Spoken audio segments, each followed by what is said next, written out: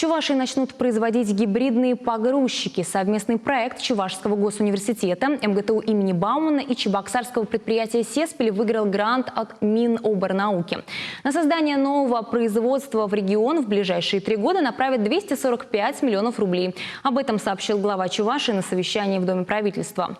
Проект уникального производства занял 6-е место среди 33 победителей. В его рамках будет создано целое семейство фронтальных погрузчиков от легкого до тяжелого классов.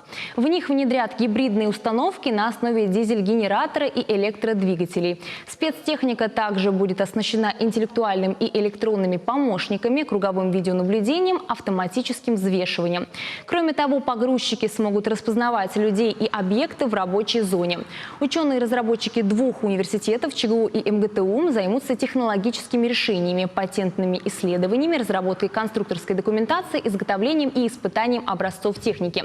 Новые погрузчики будет выпускать предприятие «Сеспель», где планируют построить современный цех и закупить необходимое оборудование.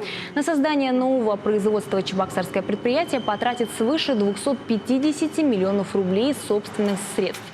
Агрегаты весьма востребованы на российском рынке дорожно-строительных машин. Начнут сходить с конвейера к 2024 году. А в 2028 «Сеспель» намерен производить уже более 250 погрузчиков в год. Собирать технику максимально планируют из комплектующих российского производства.